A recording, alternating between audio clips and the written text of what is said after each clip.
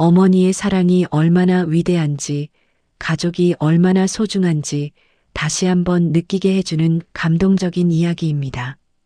이제 1980년 봄날로 함께 떠나보겠습니다. 무료인 구독과 좋아요 꼭 눌러주세요. 여러분의 작은 응원이 더 좋은 이야기를 만드는 큰 힘이 됩니다. 1980년 4월 서울 외곽 달동네였습니다.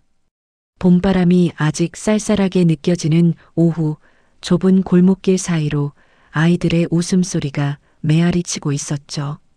지붕마다 펄럭이는 빨래들이 마치 망국기처럼 바람에 흔들리고 연탄 냄새와 된장찌개 끓는 냄새가 골목 곳곳에서 피어올랐습니다.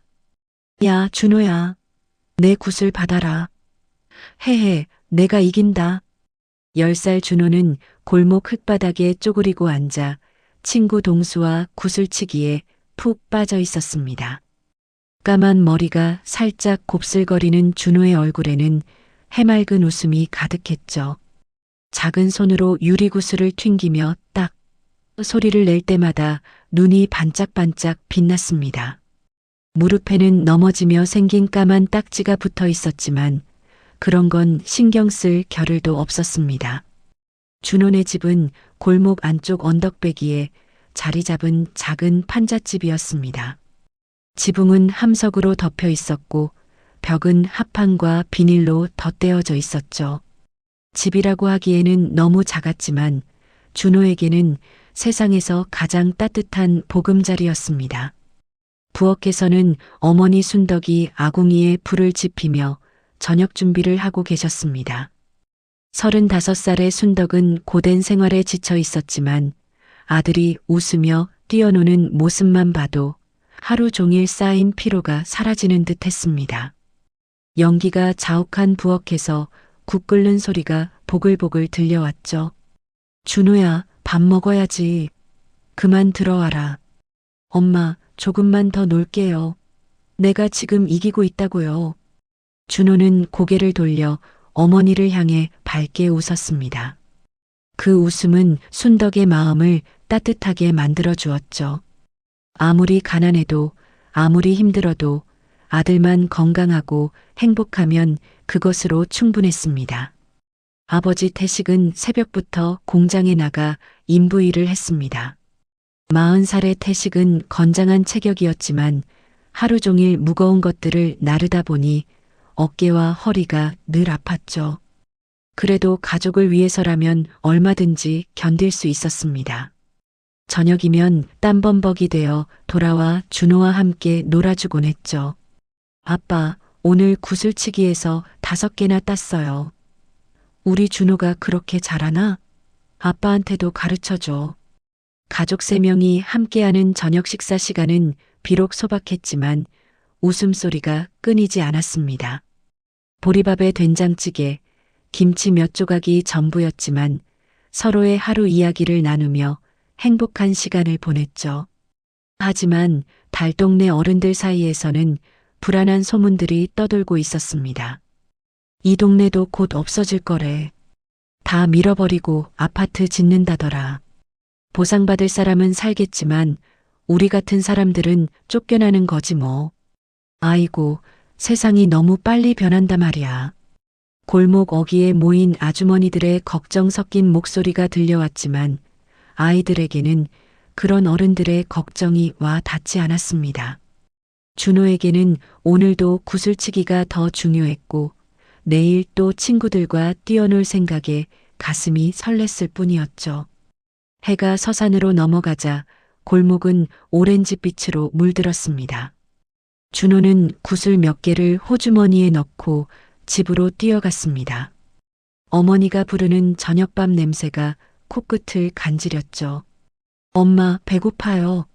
그래, 우리 아들 많이 먹어야지.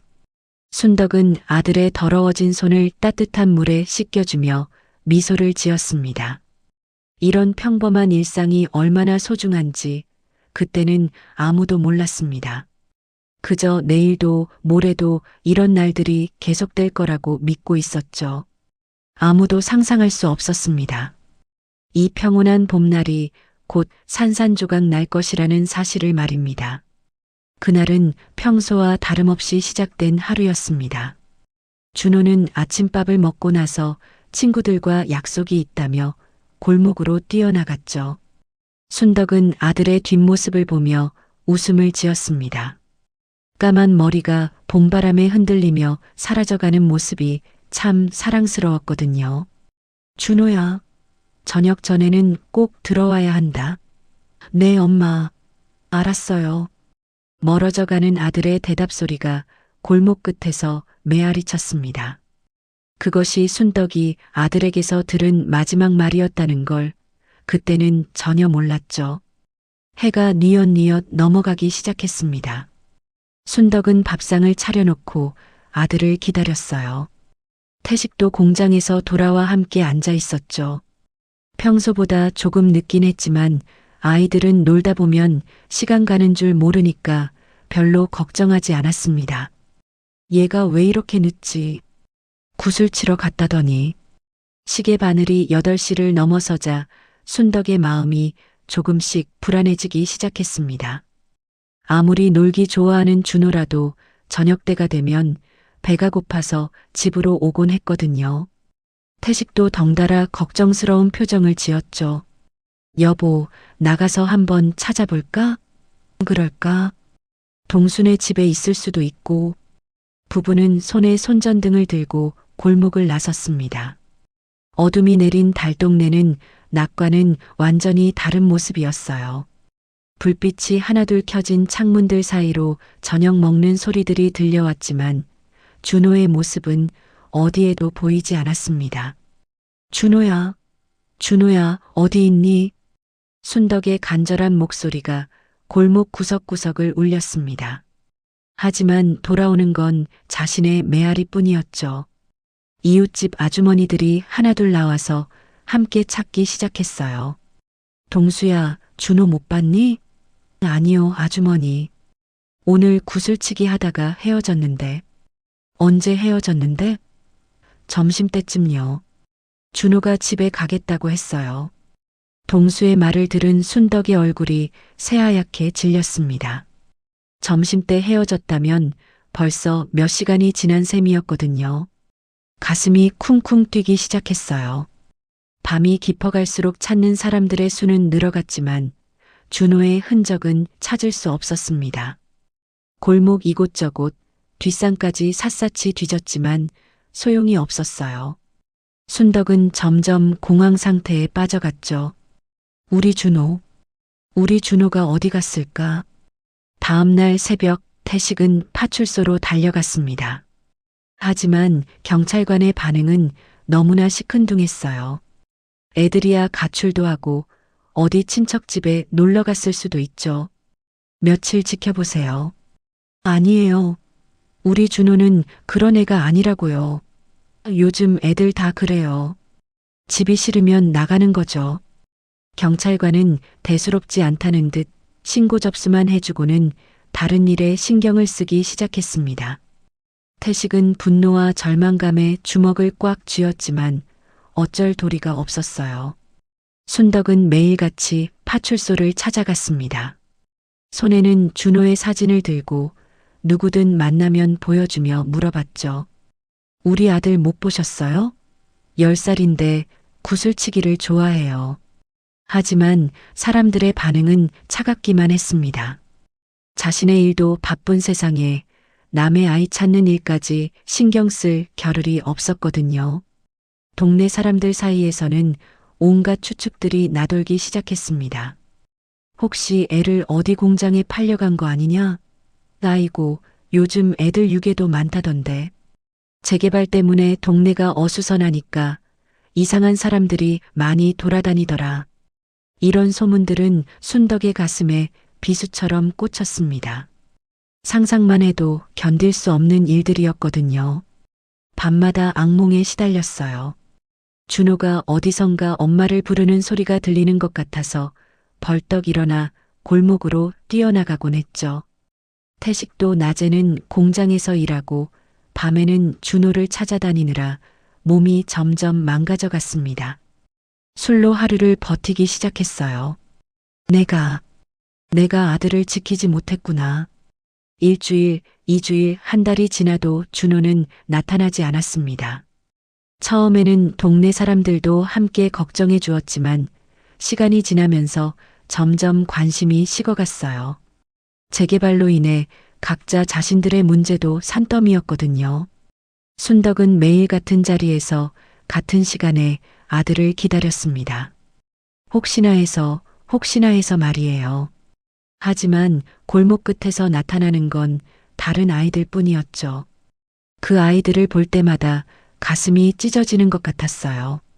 준호야, 엄마가 여기 있어. 우리 준호야. 1990년 가을, 서울은 완전히 다른 모습으로 변해 있었습니다. 10년이라는 세월 동안 도시는 눈부시게 발전했어요. 예전 달동네 자리에는 높다란 아파트 단지가 들어섰고 네온 사인으로 가득한 번화가에는 사람들이 북적거렸습니다. 하지만 순덕의 삶은 그 화려한 변화와는 정반대였죠. 재개발로 쫓겨난 순덕은 이제 동대문 시장 한켠에서 작은 노점을 하고 있었습니다. 손수건, 양말, 머리핀 같은 자질구레한 것들을 팔며 하루하루를 버텼어요. 45세가 된 순덕의 얼굴에는 10년간의 고통이 고스란히 새겨져 있었습니다. 한때 곱슬거렸던 머리카락은 이제 반쯤 새하얗게 변해 있었죠. 태식은 3년 전부터 중풍으로 쓰러져 누워만 있었습니다. 준호를 찾으러 다니며 몸을 혹사한 데다 술로 세월을 보내다 보니 건강이 완전히 망가진 거예요.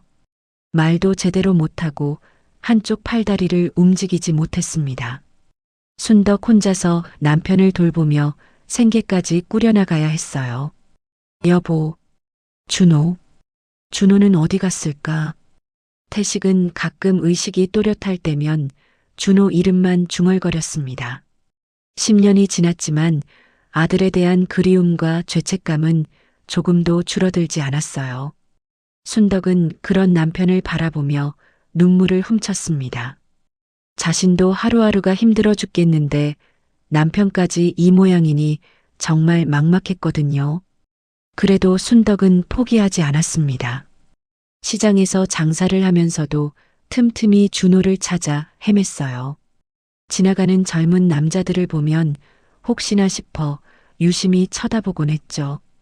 20살이 된 준호는 어떤 모습일까? 키는 얼마나 클까?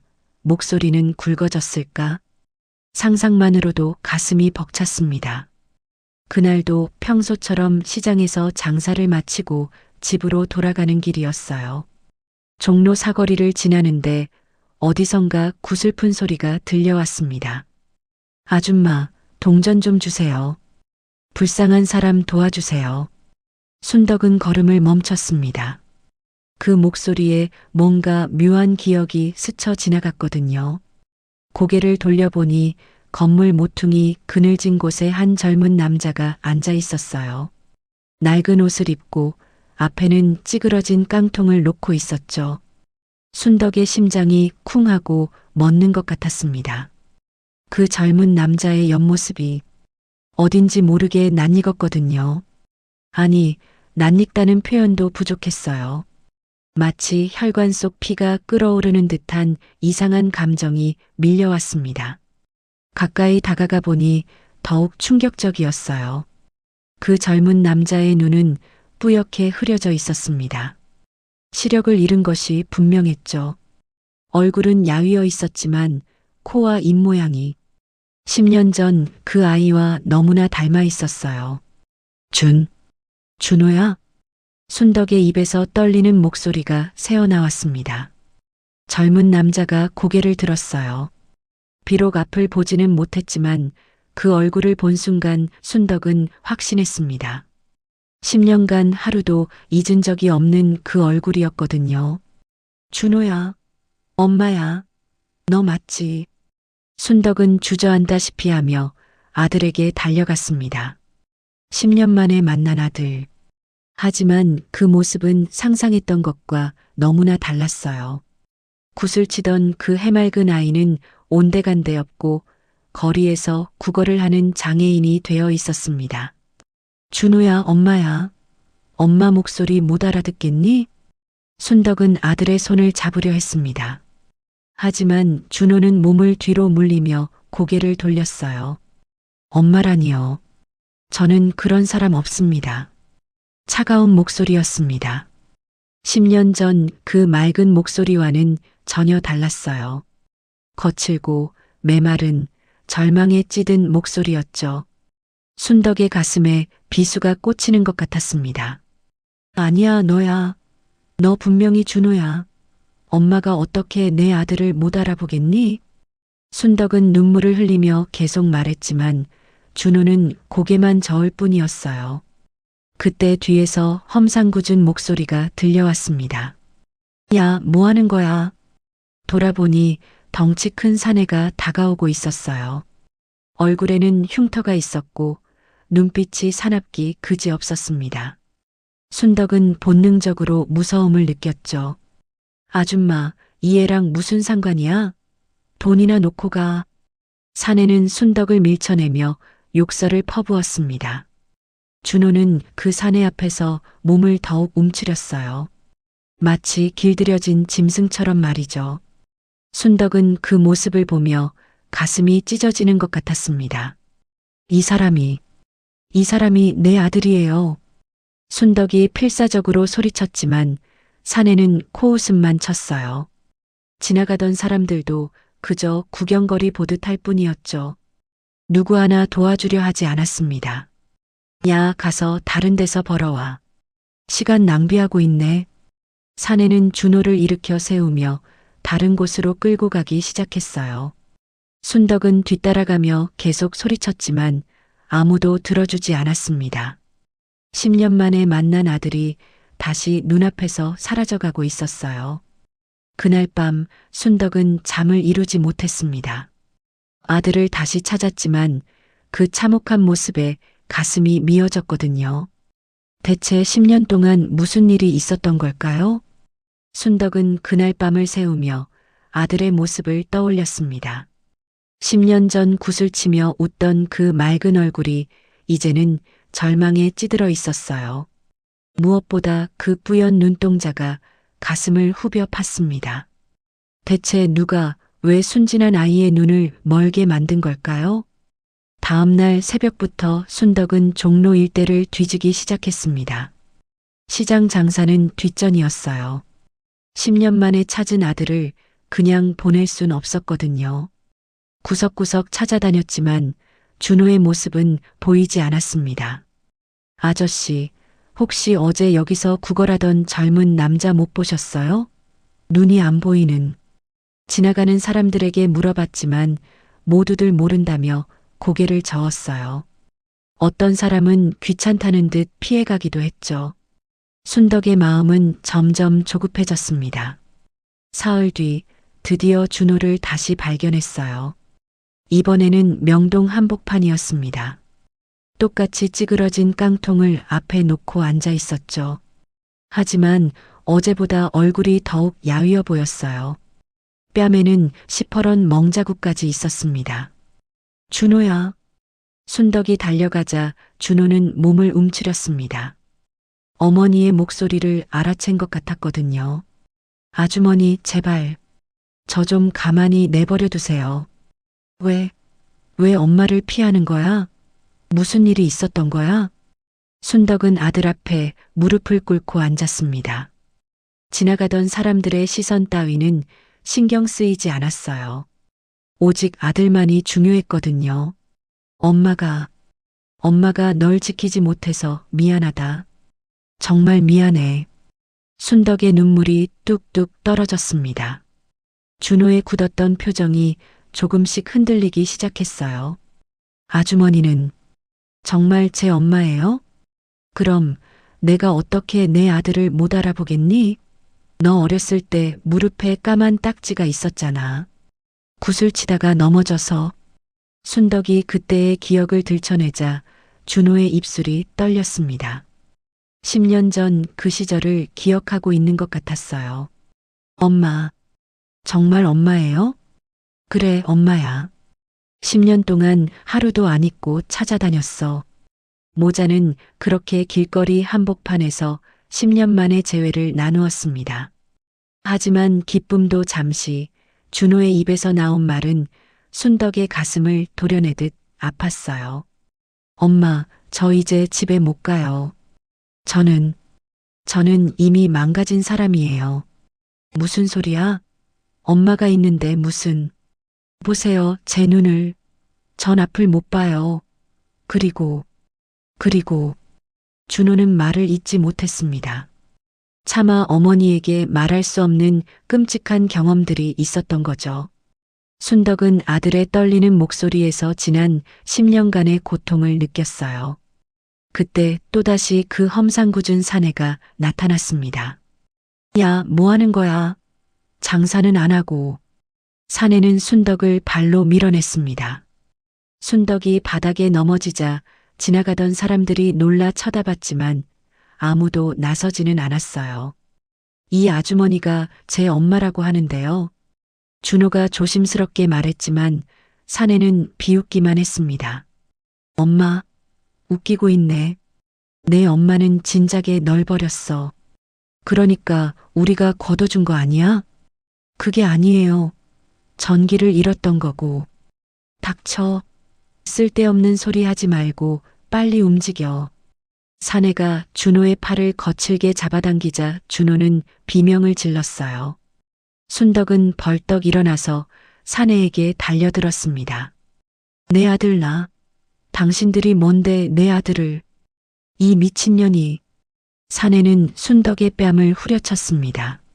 순덕은 다시 바닥에 넘어졌지만 포기하지 않았어요.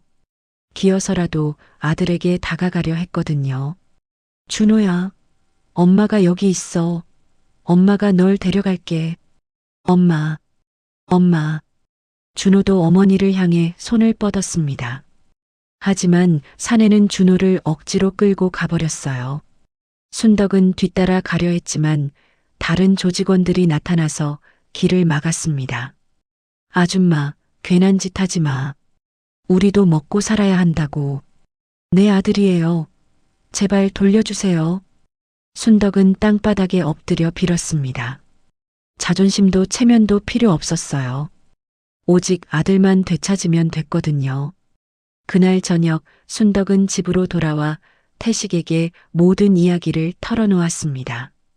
태식은 중풍으로 말은 어눌했지만 눈에서는 분노의 불꽃이 타올랐어요.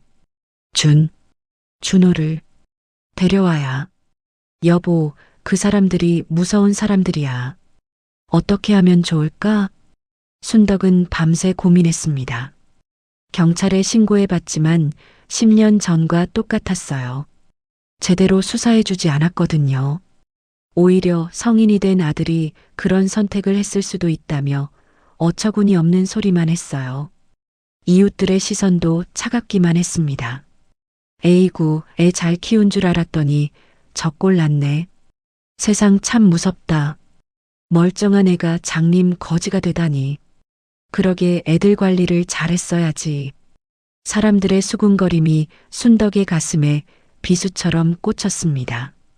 마치 모든 게 자신의 잘못인 것처럼 느껴졌어요. 정말로 그랬을까요? 자신이 아들을 제대로 지키지 못한 게 잘못이었을까요? 그날 밤 순덕은 아들의 작은 구슬 하나를 꺼내 들었습니다. 10년 전부터 간직해온 유일한 기념품이었어요. 구슬에 비친 자신의 얼굴은 늙고 초라해 보였지만 포기할 수는 없었습니다. 반드시 아들을 되찾을 거였어요. 태식은 아내의 이야기를 들으며 온몸이 부들부들 떨렸습니다. 중풍으로 말은 어눌했지만 아버지로서의 분노와 책임감은 그 어느 때보다 뜨거웠어요. 10년 전 아들을 지키지 못한 죄책감이 가슴을 짓눌렀거든요. 내가 가서 데려온다. 태식은 침대에서 일어나려 몸부림쳤습니다. 한쪽 다리를 제대로 쓰지 못하는 몸이었지만 아들을 위해서라면 어떤 고통도 감수할 각오였어요. 여보, 안 돼요. 당신 몸이 어떤데? 안 돼. 내 아들인데. 내가 못 지켰는데 이번엔 내가 해야 해. 태식의 눈에서 눈물이 흘러내렸습니다. 10년 동안 품고 있던 아버지로서의 자책감이 터져 나온 거였어요. 순덕은 남편을 말리려 했지만 태식의 의지는 꺾이지 않았습니다. 다음 날 태식은 지팡이에 의지한 채 종로로 향했어요. 온몸이 아팠지만 아들을 되찾겠다는 일념으로 버텼습니다. 길에서 사람들에게 물어물어 준호가 있는 곳을 찾아갔죠. 드디어 준호를 발견했습니다. 여전히 길모퉁이에 앉아 깡통을 들고 있었어요. 태식의 가슴이 미어지듯 아팠습니다. 10살 때 무릎 위에 앉혀놓고 놀아주던 그 아들이 이런 모습이 되어 있다니. 준호야, 아빠야. 준호는 그 목소리를 듣고 몸을 떨었습니다. 10년이 지났지만 아버지의 목소리만은 잊지 않고 있었거든요. 아, 아빠요? 그래, 아빠다. 이제 집에 가자. 태식이 아들의 손을 잡으려는 순간 어디선가 험악한 사내들이 나타났어요. 어제 순덕을 때렸던 그 조직원들이었습니다. 야, 이 늙은이가 뭐야? 어제 그 아줌마 남편인 것 같은데? 중풍 걸린 주제에 여기까지 왔네. 사내들이 비웃으며 태식을 둘러쌌습니다. 태식은 지팡이를 꽉 쥐고 아들을 지키려 했어요. 내 아들이다. 당신들이 뭔데 내 아들을. 아들, 이 애는 이제 우리 것이야. 10년 동안 우리가 키웠는데 뭔 소리야? 조직의 우두머리 격인 사내가 나섰습니다. 얼굴에는 칼자국 흉터가 있었고 눈빛이 악랄하기 그지없었어요. 이 새끼가 얼마나 돈을 벌어주는 줄 알아? 장님이니까 사람들이 더 동정해서 돈 잘 준다고. 그 말을 들은 태식의 혈압이 치솟았습니다. 자신의 아들을 돈벌이 도구로 쓰고 있다는 말에 이성을 잃었거든요. 이 나쁜 놈들아. 태식이 지팡이로 사내를 내리치려 했지만 중풍 걸린 몸으로는 역부족이었어요. 사내들은 태식을 둘러싸고 무자비하게 폭행하기 시작했습니다. 아빠, 아빠. 준호가 비명을 지르며 기어갔지만 눈이 보이지 않으니 제대로 된 도움을 줄 수 없었어요. 태식은 온몸이 피투성이가 되도록 맞았습니다. 늙은이가 주제도 모르고 다시는 여기 나타나지 마. 사내들은 태식을 바닥에 내동댕이 친 채 가버렸어요. 태식은 의식을 잃은 채 쓰러져 있었고 준호는 아버지를 찾아 손으로 더듬으며 울부짖었습니다. 아빠, 아빠, 어디 계세요? 지나가던 사람 하나가 119에 신고해서 태식은 겨우 병원으로 실려갔어요. 하지만 이미 뇌출혈이 일어나 있었습니다. 중풍에 걸린 몸으로 심한 폭행을 당하니 더 이상 버틸 수가 없었던 거죠. 순덕은 병원으로 달려갔습니다. 의사는 고개를 저었어요. 많이 늦었습니다. 생명은 건졌지만 이제 완전히 식물인간 상태가 될 것 같습니다. 순덕은 병실에서 의식불명인 남편을 바라보며 오열했습니다. 아들을 잃은 것도 모자라 이제 남편마저 이런 모습이 되고 말았어요. 그날 밤 순덕은 다시 준호를 찾아갔습니다. 하지만 준호의 모습은 더욱 처참해져 있었어요. 아버지가 폭행당하는 걸 본 충격으로 완전히 망가져 있었거든요. 준호야, 엄마야, 엄마, 아빠는 어떻게 됐어요? 아빠가 너무 많이 맞았어요. 준호의 목소리는 절망으로 가득했습니다. 순덕은 차마 진실을 말할 수 없어서 그냥 괜찮다고만 했어요. 엄마, 제가 왜 눈이 안 보이게 됐는지 말씀드릴게요. 준호가 떨리는 목소리로 말을 시작했습니다. 순덕의 가슴이 두근거렸어요. 드디어 10년간의 비밀이 밝혀지는 순간이었거든요. 저를 데려간 사람들이 처음에는 그냥 심부름만 시켰어요. 담배 심부름, 술 심부름. 그런데 제가 도망치려고 하니까 준호는 말을 잇지 못하고 흐느껴 울었습니다. 순덕도 덩달아 눈물이 났어요. 뜨거운 것으로 지져서 그래서 이렇게 됐어요. 도망가지 말라고. 그런 걸로 위협하려고. 아이고, 우리 아들. 순덕은 아들을 끌어안고 통곡했습니다. 10살짜리 아이에게 그런 잔혹한 짓을 했다니 상상만으로도 미칠 것 같았어요. 엄마, 저는 이제 돌아갈 수 없어요. 저 같은 놈이 집에 가면 집만 될 거예요.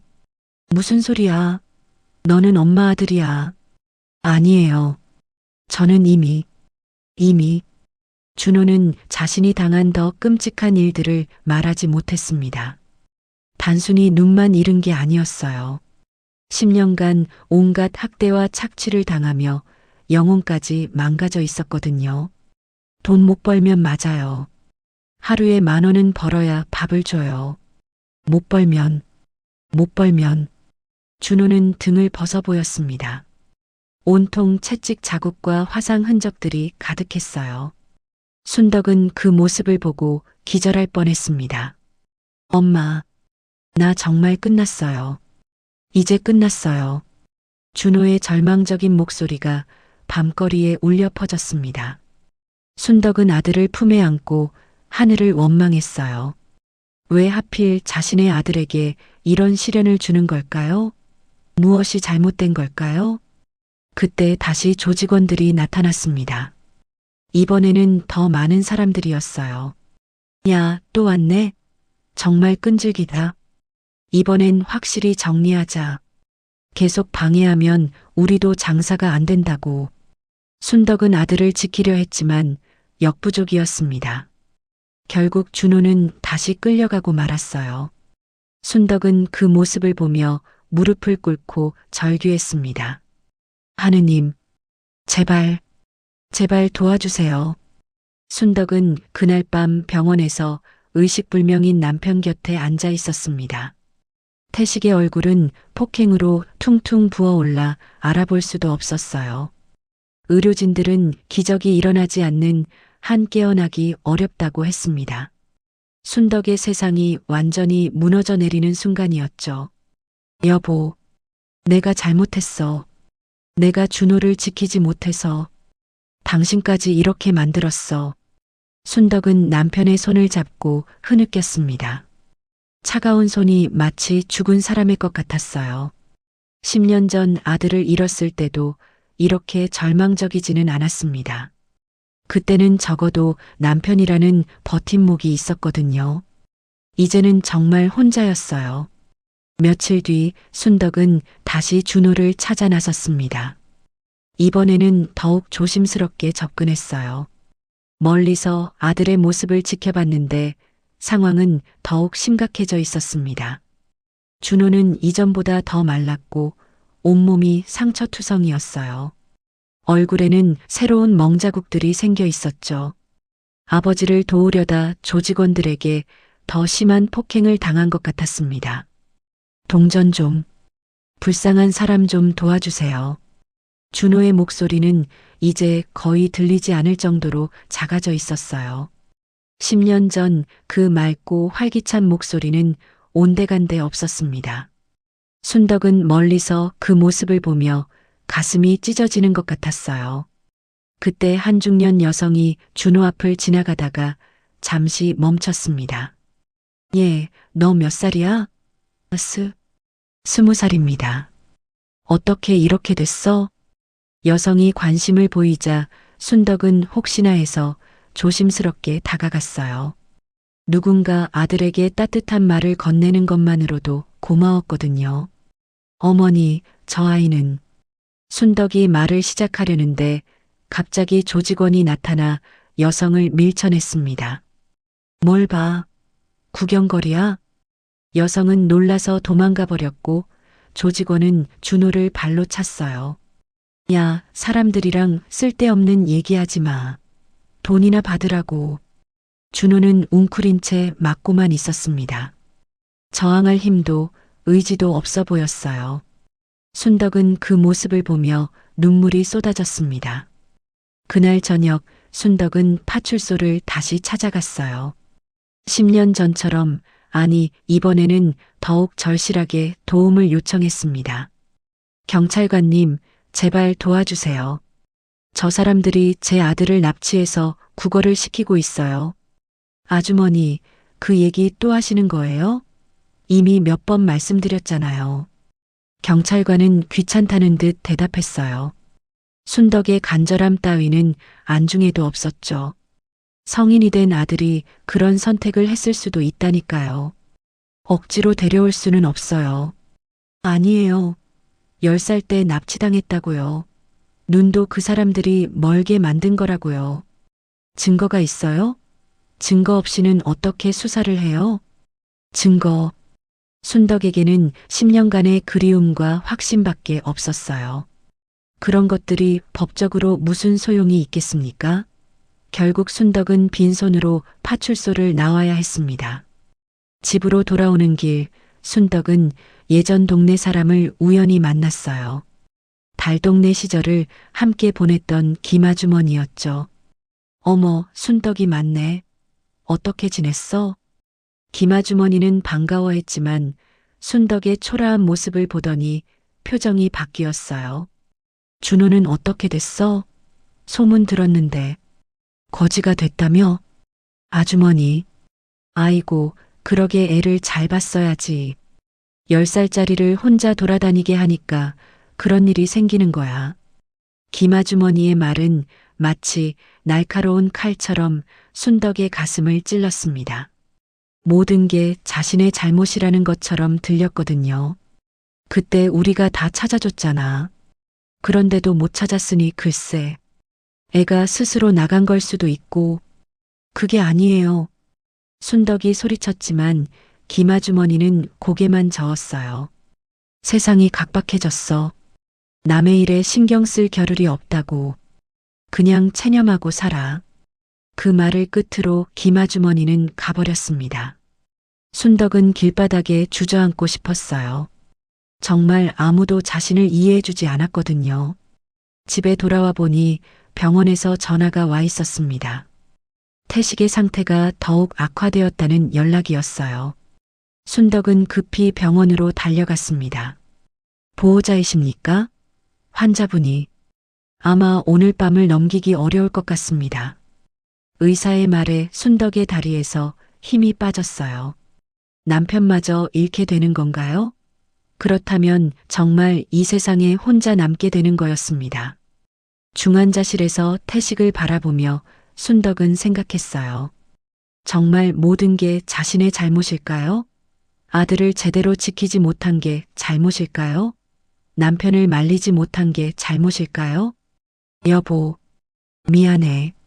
정말 미안해. 그때 태식의 눈이 살짝 떠졌습니다. 의식이 잠시 돌아온 거였어요. 준호. 여보, 나야. 순덕이야. 준호. 찾아야 해.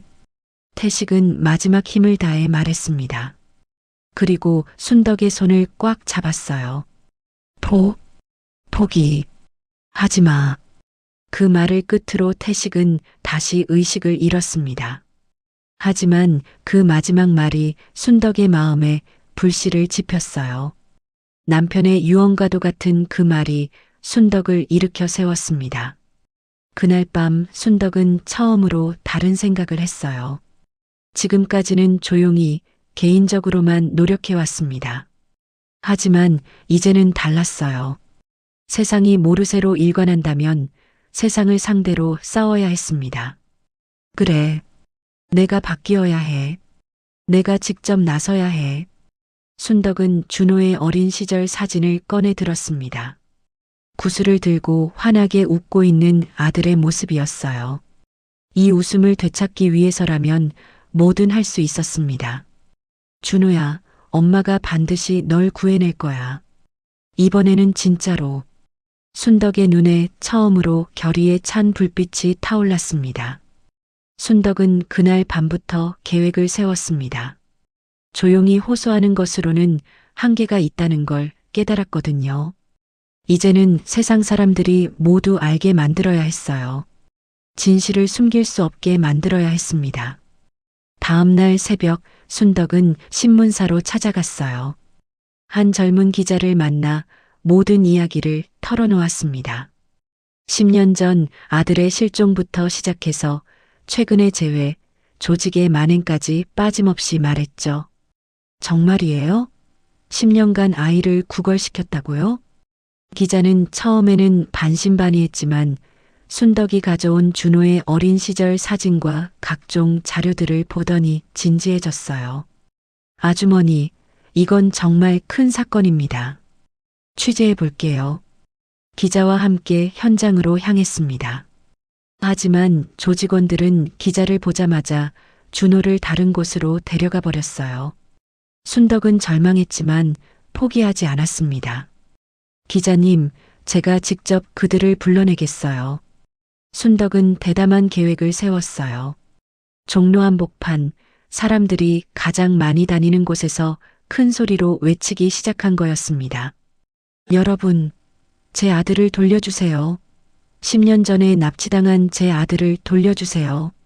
순덕은 준호의 어린 시절 사진을 높이 들고 울부짖었어요. 지나가던 사람들이 하나둘 모여들기 시작했습니다. 저 아주머니 뭐야? 무슨 일이래? 사람들의 시선이 집중되자 순덕은 더욱 큰 목소리로 외쳤어요. 10년 전에 10살이었던 제 아들이 납치당했어요. 지금은 눈이 멀어서 저기서 구걸을 하고 있어요. 순덕이 가리킨 곳에서 조직원들이 준호를 데리고 나타났습니다. 이런 소동이 벌어지면 사람들의 의심을 사게 되니까 아예 당당하게 나온 거였어요. 아줌마, 또 헛소리하네. 조직의 두목이 나섰습니다. 덩치가 큰 사내로 얼굴에는 흉터가 가득했어요. 이 애는 우리가 보살펴주는 거야. 갈 곳 없는 장애인을 우리가 돌봐주는 건데 무슨 납치야. 거짓말이에요. 저 사람들이 제 아들을 10년 동안 괴롭혔어요. 구경꾼들은 양쪽의 말을 들으며 갈팡질팡했어요. 누구 말이 진짜인지 알 수 없었거든요.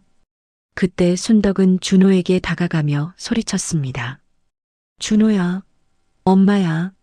10년 전에 구슬치던 그때를 기억해. 무릎에 까만 딱지가 있던 거 기억해. 준호는 몸을 떨며 고개를 돌렸어요. 어머니의 목소리를 듣고 있었지만 조직원들이 무서워서 대답하지 못했습니다. 저 여자 말 믿지 마세요. 정신병 걸린 여자예요. 조직원이 사람들을 선동하려 했지만 기자가 나서서 질문했어요. 그럼 이 청년이 정말 자발적으로 여기 있는 거라면 본인이 직접 대답할 수 있겠죠? 기자가 준호에게 다가갔습니다. 당신 이름이 뭐예요? 김준호. 부모님은 어디 계세요? 준호는 대답하지 못했어요. 조직원들의 눈치를 보며 입을 다물고 있었죠. 순덕은 더 이상 참을 수 없었습니다. 사람들 앞에 무릎을 꿇고 애원했어요. 제발 도와주세요. 저 아이는 정말 제 아들이에요. 10년 동안 하루도 빠짐없이 찾아다녔어요. 순덕의 절절한 호소에 사람들의 마음이 움직이기 시작했어요. 특히 아이를 둔 부모들은 순덕의 마음을 이해할 수 있었거든요. 저 아주머니 말이 진짜 같은데? 10년이면 정말 오랜 시간이네. 조직원들은 상황이 불리해지자 준호를 데리고 가려 했습니다. 하지만 사람들이 길을 막아섰어요. 잠깐 확인하고 가. 경찰 불러. 그 순간 준호가 갑자기 소리쳤습니다. 엄마. 10년 만에 터져나온 절규였어요. 더 이상 참을 수 없었던 거죠. 이 사람은 정말 제 엄마예요. 준호의 목소리가 거리 전체에 울려 퍼졌습니다. 사람들은 숨을 죽이며 그 순간을 지켜봤어요. 저는 10살 때 굿을 치다가 이 사람들에게 잡혀갔어요. 도망가려고 하니까 뜨거운 걸로 눈을 찢어서 이렇게 됐어요. 준호가 진실을 털어놓자 사람들은 분노했습니다. 이 나쁜 놈들아. 어린애한테 어떻게 그런 짓을. 조직원들은 당황했어요. 계획과 달리 준호가 진실을 말해버린 거였거든요. 야, 입 다물어. 배신하는 거야? 조직의 두목이 준호를 때리려 했지만 사람들이 막아섰어요. 경찰 왔다. 누군가 신고해서 경찰이 도착했습니다. 이번에는 달랐어요. 수십 명의 시민들이 지켜보는 가운데 경찰도 제대로 수사할 수밖에 없었거든요. 순덕은 준호에게 달려가 끌어안았습니다. 준호야, 우리 준호야. 엄마, 정말 엄마예요? 그래, 엄마야. 10년 동안 널 찾았어. 하루도 포기한 적 없어. 모자가 10년 만에 진짜 재회하는 순간이었어요. 지켜보던 사람들은 눈물을 흘렸습니다. 어떤 아주머니는 저게 어떻게 사람이 할 짓이냐며 울먹였고 남자들도 주먹을 불끈 쥐었어요. 조직원들은 결국 체포됐습니다. 증인도 많았고 준호의 증언도 명확했거든요. 아줌마가 이겼네. 정말 대단하다. 사람들은 순덕에게 박수를 보냈어요. 10년간의 기다림과 포기하지 않은 모성애가 마침내 승리한 순간이었습니다. 기자는 이 모든 과정을 취재해서 대서특필했어요. 다음 날 신문 일면에는 10년 만에 되찾은 아들이라는 제목으로 크게 보도됐죠. 순덕은 준호를 부축하며 집으로 향했어요. 비록 눈은 잃었지만 아들을 되찾은 기쁨으로 가슴이 벅찼습니다. 준호야, 이제 집에 가자. 우리 집으로. 네, 엄마. 정말 집에 가는 거예요? 그래, 이제 다시는 떨어지지 않을 거야. 10년간의 악몽이 드디어 끝난 순간이었습니다.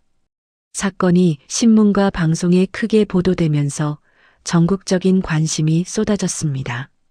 순덕과 준호의 이야기는 사람들의 가슴을 뜨겁게 만들었어요. 10년간 포기하지 않은 어머니의 사랑, 그리고 마침내 되찾은 아들의 이야기에 많은 사람들이 눈물을 흘렸거든요. 병원에서는 놀라운 일이 일어났습니다. 아들을 되찾았다는 소식을 들은 태식이 기적적으로 의식을 회복한 거예요. 의료진들도 믿을 수 없어 했지만 가족에 대한 간절한 마음이 생명력을 되살린 것 같았습니다. 준호가 돌아왔다고? 태식은 말이 아직 어눌했지만 눈에는 생기가 돌아와 있었어요. 순덕은 남편의 손을 잡고 기뻐했습니다. 그래요, 여보. 우리 준호 찾았어요. 이제 정말 가족이 다시 모였어요. 준호도 아버지 곁으로 다가갔어요. 10년 전보다 훨씬 야윈 모습이었지만 아버지를 향한 그리움만은 여전했거든요.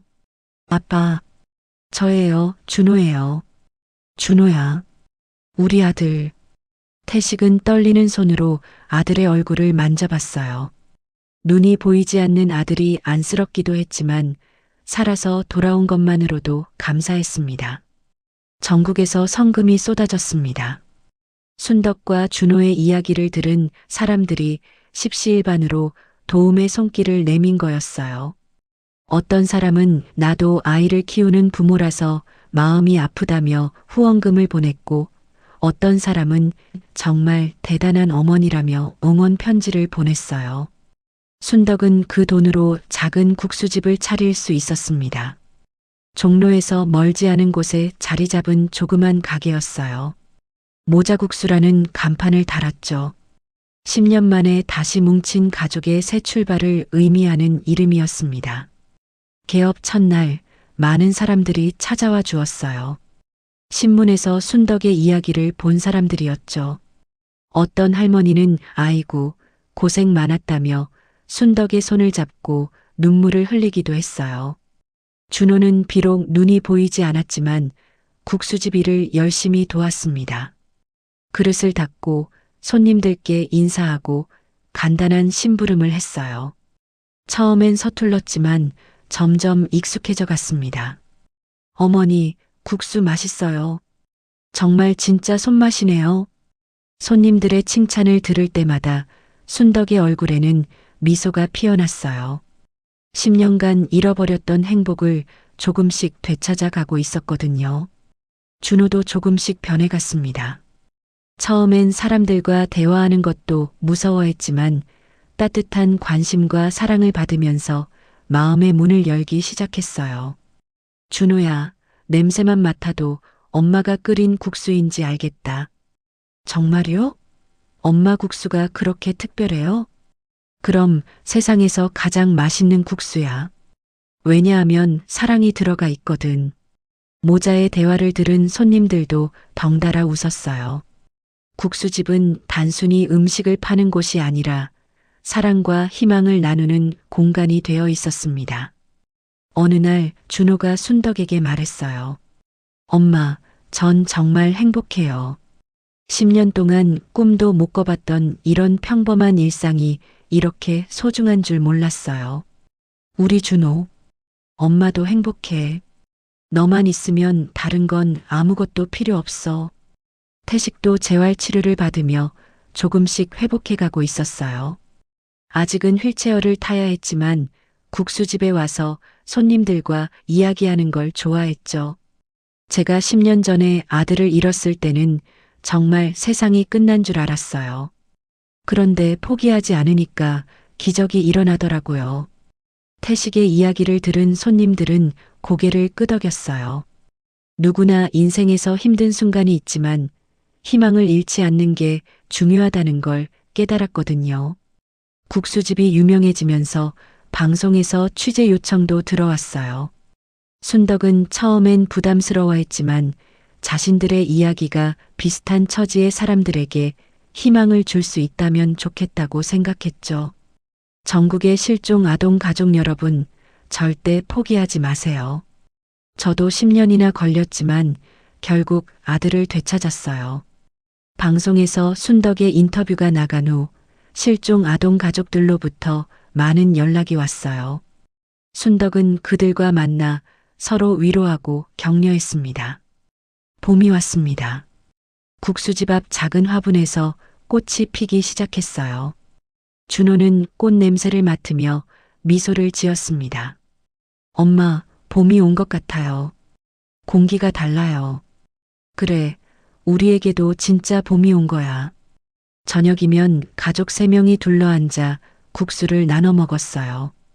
보리밥과 된장찌개 대신 따뜻한 국수였지만 10년 전 그때와 똑같이 행복했습니다. 아빠, 오늘 손님이 준호 때문에 국수가 더 맛있다고 하셨어요. 그래, 우리 준호가 그렇게 도움이 되나? 네, 준호가 밝게 웃으니까 손님들도 기분이 좋아지는 것 같아요.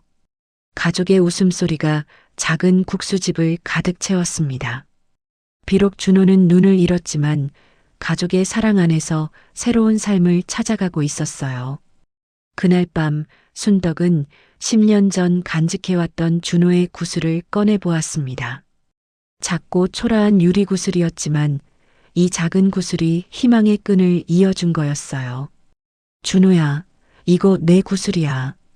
준호는 구슬을 만져보며 눈물을 흘렸어요. 어린 시절의 추억이 고스란히 담긴 소중한 보물이었거든요. 엄마, 정말 고마워요. 포기하지 않아줘서. 엄마가 고마워. 돌아와줘서. 달동네는 사라졌지만 가족의 사랑은 여전했습니다. 구슬을 굴리던 소녀는 이제 국수를 끓이는 청년이 되었고 그 옆에는 영원히 함께할 가족이 있었어요. 세상에서 가장 소중한 것은 돈도 명예도 아닌 바로 이런 평범한 일상이었습니다. 세상이 아무리 각박해도 진짜 사랑은 포기하지 않는다는 걸 보여준 이야기였습니다. 오늘 이야기가 여러분의 마음에 작은 감동을 드렸다면 좋아요 버튼으로 마음을 표현해 주시고 구독 버튼도 꾹 눌러주세요. 다음에도 더욱 감동적인 이야기로 찾아뵙겠습니다.